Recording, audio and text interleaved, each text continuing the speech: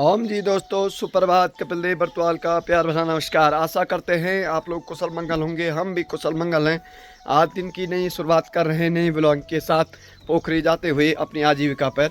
और बड़ा ही दुख के साथ कहना पड़ रहा है आज, जो कि सोड़मंगरा में चतुर्थी दिवस की रामलीला नहीं होगी, उसको यहाँ पर रामलीला कमेटी के तहत रखा गया है कि जो कि गणपत भाई साहब की धर्मपत्नी देहांत हो गया है।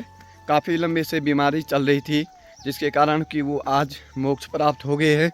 और बहुत ही दुख के साथ कहना पड़ता है कि जब इस तरह की घटनाएं होती हैं तो तमाम एक गांव मिलकर के डिसाइड लेते हैं। तो रामलीला कमेटी ने कहा कि एक दिन की रामलीला जो कि नहीं रखी जाती है, नहीं होती है, और उनके नाम से छुट्टी ली जाती है। तो बड़ा दुखी के साथ उनके परिवार के साथ सभी लोग एक साथ उनका सहमति दे रहे हैं और उनका साथ दे रहे हैं।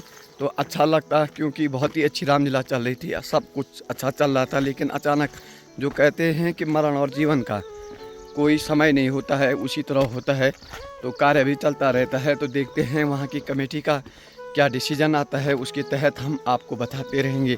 शाम तक की रामलीला कल हो सकती है या नहीं, हम बताते रहेंगे अपने ब्लॉगिंग के माध्यम से। ओम जी दोस्तों, हम आए थे फिर ढुमकली धार में स्टेशन पर गाड़ी नहीं है भाई बिल्कुल भी, और वही रविवार का दिन भी है और कार्तिक स्वामी का मेला भी लगा हुआ है। तो गाड़ियां सब वहां चली गई हैं, बड़ी दिक्कत होती है। और आज तो सोड़मंगरा में वो घटना हो गई है, वहाँ के लोग भी गाड़ी लेके नहीं आ रहे हैं, क्योंकि वहाँ का जो शमशान है वो भी उधर पैदल है। तो काफ़ी ड्राइवर लोग भी वहाँ चले गए, क्योंकि रविवार के दिन बहुत कम आते हैं पोखरी भी। तो लगता है कि हमें आज फिर से पैदल मार्ग करना पड़ेगा। और कल तो 3 बजे सोए, क्योंकि रामलीला इतनी अच्छी चल रही है कि छोड़ने का मन नहीं कर रहा। और दूसरे से हम वहाँ की ब्लॉगिंग कर रहे हैं तो और भी अच्छा लग रहा है भाई साहब, क्योंकि वो यादें अगर संजो करके रख रहे हैं तो इतना ही गजब लग रहा है कि और उत्साह बढ़ रहा है। क्योंकि वहाँ के पात्रों के द्वारा जो पाठ खेला जा रहा है ना वैसा, उसका तो अलग ही मज़ा आ रहा है। आप लोगों को अगर वो चीज़ देखनी आनी है तो अभी भी बहुत ही दिन बचे हुए हैं, 7-8 दिन, 6-7 दिन। तो बहुत गजब की इतना प्यारा रामलीला हो रही है, क्या ही बताएं। और आप लोग ज़रूर एक बार आने का कष्ट करें। ओम दोस्तों, यहाँ पे देख सकते हैं आपकी यहाँ एरणा में रोपणी की तैयारी होने बैठ गई है।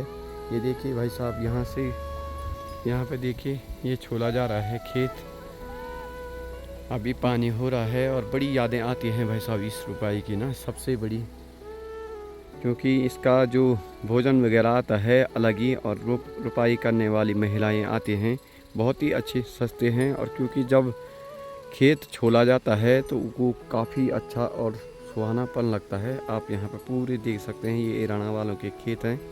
और अगर किसी समय रुपाई लगाएंगे तो हम वो वीडियो भी बनाएंगे। ओम दोस्तों, यहाँ पे खाया जाता है जो भोजन रुपाई का। यहाँ पे आप नीचे खेत देख सकते हैं, और ये यहाँ पर सबसे बड़ा पत्थर है जो कि शेरा के पत्थर माने जाते हैं। और यहाँ पर प्रतीक्षालय है। तो ब्रजेश भाई साहब, यहाँ पे भोजन आता है आपका? जी। और कब से ये रुपाई आपकी नज़रों में कब से कर रहे हैं आप ये?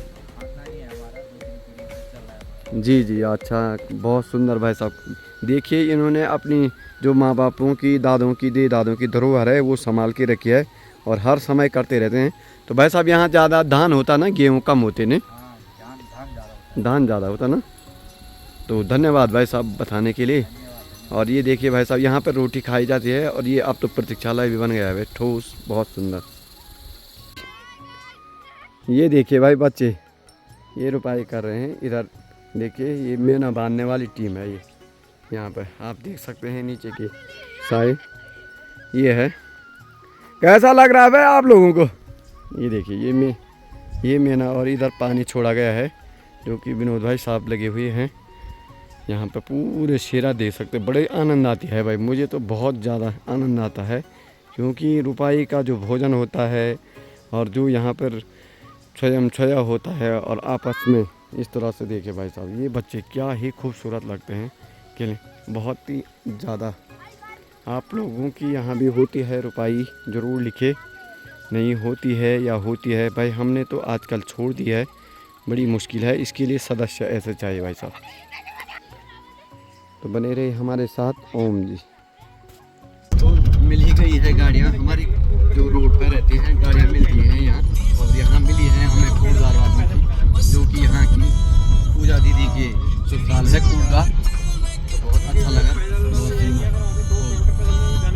दुकान में पहुंच गए थे जल्दी।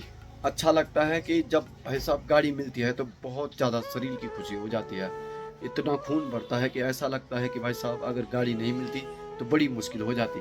तो अब ऐसा करना पड़ेगा भाई, एक छोटी मोटी देखनी ही पड़ेगी गाड़ी, नहीं तो जीवन चलना बहुत मुश्किल लग रहा है उसके बिना। क्योंकि आते समय तो दुकान जल्दी आना पड़ता है, जाते समय तो कभी कभार पैदल भी ठीक है, पर लेकिन बहुत मुश्किल हो रहा है वैसा, लाना ही पड़ेगा।